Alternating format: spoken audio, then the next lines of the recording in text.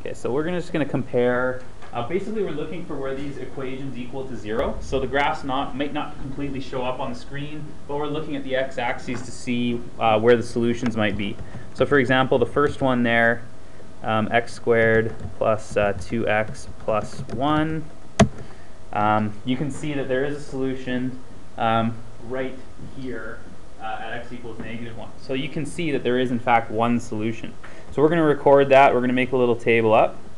There is one solution to this. We'll come back to the other part in a second. And I think I'll just make this one a little thicker.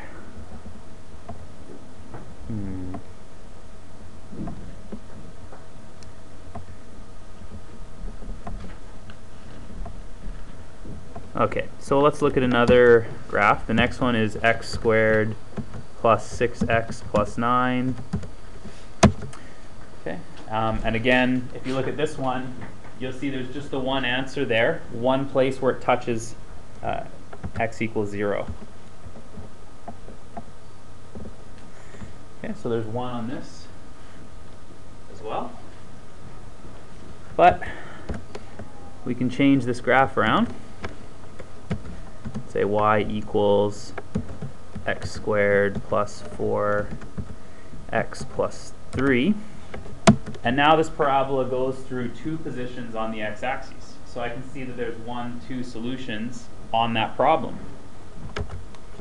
So for this one, there's 2 solutions. Okay. And y equals x squared plus 6x plus 7. There's the graph there, and again you can see that there's 2 solutions to that equation. So there would be two places where it touches the x-axis.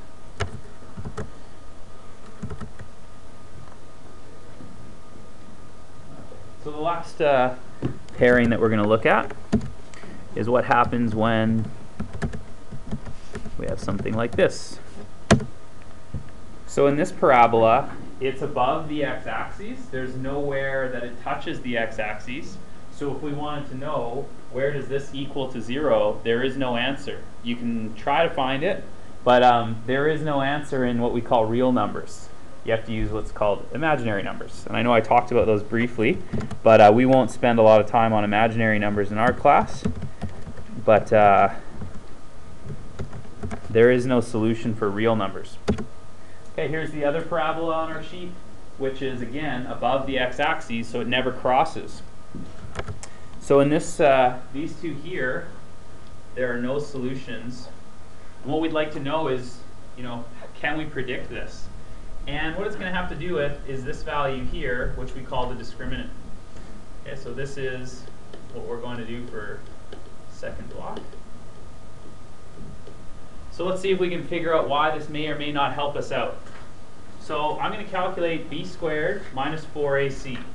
So that'll be 4 minus 4 times 1 times 1, which is 0. b squared minus 4ac is 0. Okay. The next one, so b is going to be 36 minus 4ac. That's also 0. Okay. So we'll talk about it in just a second why that actually works that way. But let's look at the next value. That'll be 16 minus 4 times 1 times 3. So this one gets the value 4. And this one here is going to be 36 minus 4 times 1 times 7. So 36, 28 should be 8.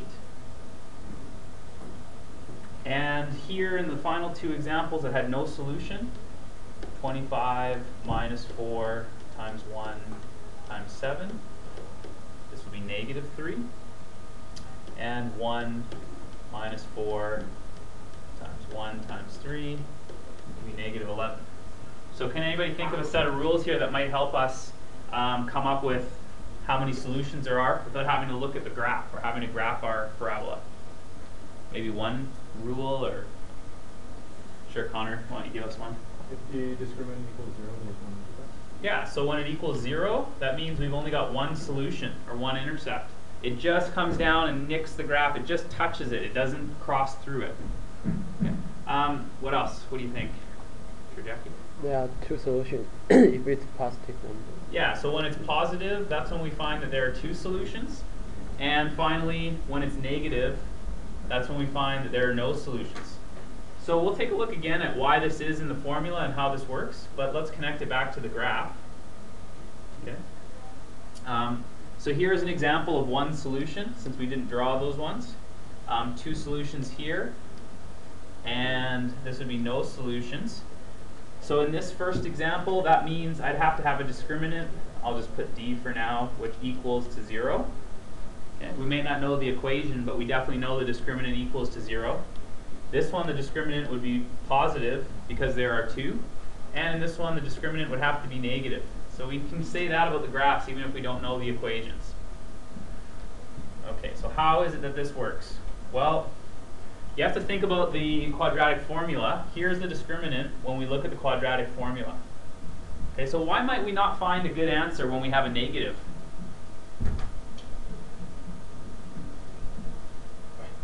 Because you can't square root negative unless it's an imaginary number. Right, negative square roots, stuff like square root -1, those are those imaginary numbers.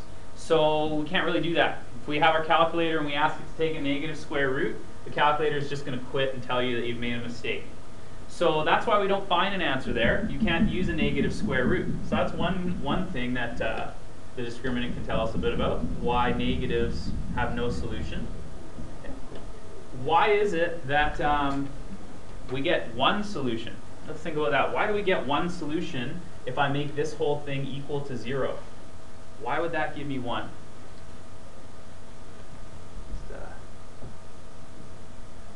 Sure, Tom? Because there can't be a positive or negative 0, it's just 0. Yeah, if you're adding and subtracting 0, it's the same answer, right? If I go 5 plus 0 divided by 2, it's the same as 5 minus 0 divided by 2. They're the same answer. So because it's 0 and it's not there anymore, we only end up with one answer. That would just be the same answer. Okay, and for the same reason there, if I had a positive number, right, if this here value was greater than 0, then there's actually some quantity to add and subtract. So then it becomes something like 5 plus 1 over 2 versus 5 minus 1 over 2. There's a value here. There's something I can add or subtract. Now, it might not be a nice number like 1. It might be the square root of pi. I don't know, something crazy like that. But there's still a number that adds or subtracts. Okay, so that's how the discriminant is connected back to the quadratic formula. And these are the rules that you need to know for our course. So when you come to the quadratic formula, you need to know how to work the quadratic formula, and you may be asked questions about the nature of the graph. Is there two solutions? Is there one solution? And this is the rules we've talked about. So let's try and do that with some examples here. If you want to find the discriminant for x squared plus x plus 1, it's nicer. It's better than using the quadratic formula. There's no square roots or anything. We're doing b squared minus 4ac, the value under the square root. So this is going to be 1 minus 4 times 1 times 1. So this is negative, which tells us what? Sure, Jackie. There's no solution. Yeah, there must be no solution for our graph. Okay. So I'm going to let you try the next couple and see if you can tell me what type of solution the graph will have. Okay, so it looks like people are really flying through this one because, again, there's no square roots to deal with. So the calculation is a little easier to do. So that means one solution for this graph. Now,